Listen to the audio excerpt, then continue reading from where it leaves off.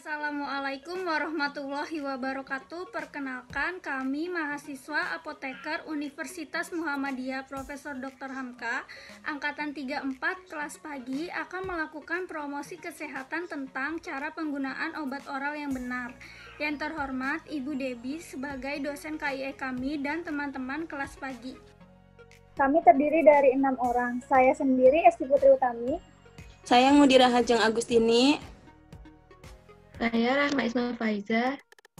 Saya Risa Dini Putri. Saya Rizky Lydia Putri. Saya Siditri Putri. Baik, kita akan mulai promosi kesehatannya. Baik, yang pertama kita mulai dengan pengertian obat oral. Apa itu obat oral? Obat yang diminum melalui mulut dengan tujuan mencegah mengurangi rasa sakit sesuai dengan efek terapi dari jenis obat. Dan paling baik diminum menggunakan air putih. Meminum obat harus sesuai dengan anjuran. Misalnya, obat yang diminum 2 kali sehari, maka obat diminum setiap 12 jam. Obat yang diminum 3 kali sehari, berarti obat diminum setiap 8 jam.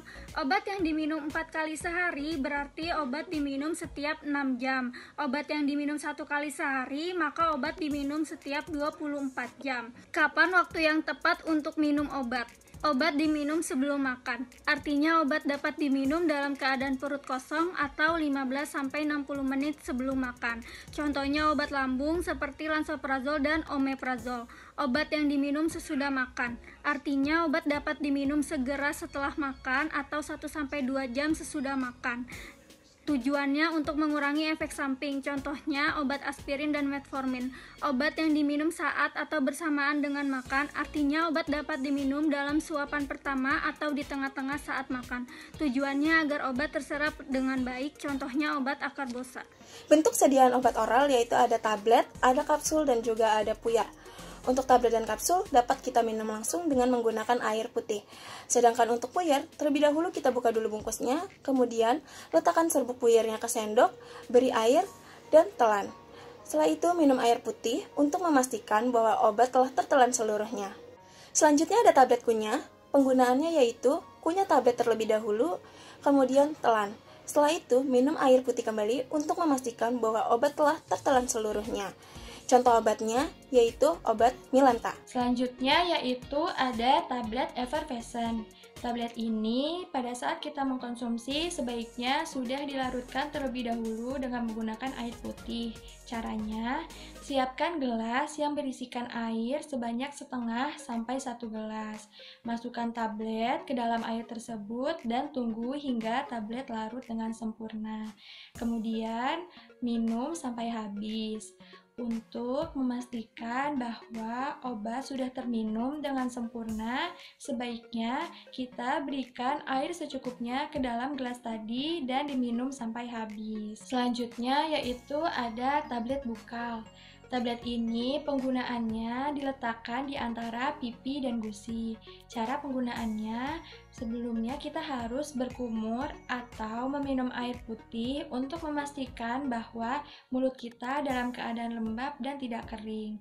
Kemudian, pastikan tangan kita dalam keadaan bersih pada saat kita memegang obatnya dan letakkan obatnya di antara pipi dan gusi atau pipi dan gusi bawah. Tunggu sampai obatnya larut dan pada saat obatnya masih ada di dalam mulut, kita tidak boleh makan, minum, dan juga merokok.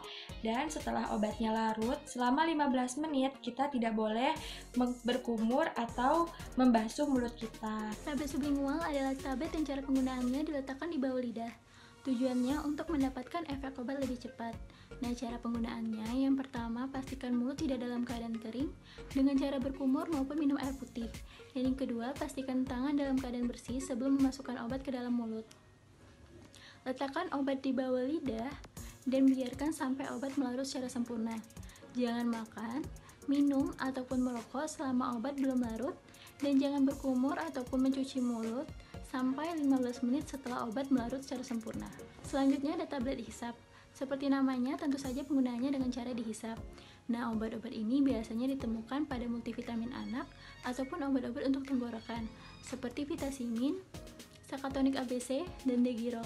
Cara pemakaian pada sediaan sirup suspensi, dan emulsi. Untuk yang pertama, kocok obat terlebih dahulu sebelum diminum. Yang kedua, gunakan sendok takar, pipet takar, ataupun tutup takar. Minum sesuai dosis dan cara pakai. Yang ketiga, perhatikan dengan baik volume pada sendok atau tutup botol penakar atau alat penetes untuk mendapatkan dosis yang tepat. Yang keempat, sebaiknya tidak menggunakan sendok makan pada rumah tangga karena ukuran sendok makan pada rumah tangga tidak sesuai untuk ukuran dosisnya. Cara pemakaian pada sirup kering. Sirup kering itu merupakan obat serbuk yang harus dilarutkan terlebih dahulu dengan air minum sampai batas tanda sebelum digunakan. Jika batas tanda tidak ada, dapat meminta bantuan apoteker di apotik untuk melarutkannya. Obat jenis ini biasanya mengandung antibiotik, harus dihabiskan dan hanya dapat digunakan maksimal 7 hari setelah dilarutkan atau sesuai keterangan. Hal-hal yang harus diperhatikan pada cara pemakaian obat, salah satunya hindari konsumsi makanan dan minuman bersamaan dengan obat karena dikhawatirkan bisa tidak bereaksi atau bahkan menimbulkan efek samping yang membahayakan tubuh jika dikonsumsi bersamaan. Contohnya seperti teh, susu, kopi, dan buah-buahan. Nah, selanjutnya hal-hal yang harus diperhatikan dalam penyimpanan obat itu, yang pertama, simpan obat di dalam wadah tertutup rapat, di tempat yang sejuk atau jauh dari sinar matahari langsung. Karena jika obat terkena sinar matahari langsung dapat menyebabkan obat itu rusak. Dan yang kedua, obat dalam bentuk sediaan tablet atau kapsul jangan disimpan di dalam tempat yang panas atau lembab karena dapat menyebabkan obat itu rusak. Dan yang ketiga, sebaiknya jangan mencampur berbagai jenis obat dalam satu wadah. Selanjutnya ada tips penyimpanan obat di rumah. Yang pertama, jauhkan dari jangkauan anak-anak. Yang kedua, simpan obat dengan sesuai petunjuk yang tertera. Biasanya itu disimpan di dalam tempat yang sejuk atau kering atau dalam suhu kamar dan jauh dari sinar matahari langsung. Nah, untuk obat yang tidak tahan terhadap cahaya, kita dapat menyimpan obat itu di dalam botol plastik atau botol berwarna coklat.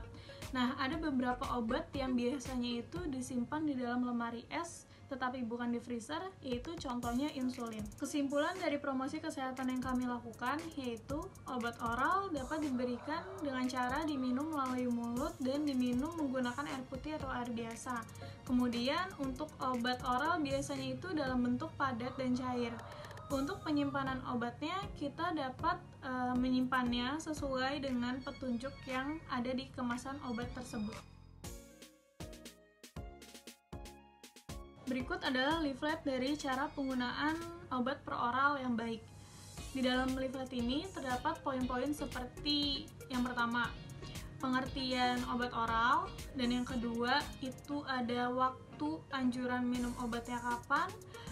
Yang ketiga ada kapan sih waktu yang tepat untuk meminum obat. Dan yang keempat ada bentuk-bentuk sediaan obat oral. Yang kelima ada tips penyimpanan obat di rumah. Dan yang terakhir itu ada poin hal-hal yang harus diperhatikan dalam penyimpanan obat. Sekian promosi kesehatan yang kami berikan. Kurang lebihnya mohon maaf. Apabila ada pertanyaan, silakan tulis di kolom komentar. Semoga promosi yang kami berikan bermanfaat bagi kalian semua. Terima kasih. Salam sehat. Salam sehat. Wassalamualaikum Assalamualaikum warahmatullahi wabarakatuh. Dadah.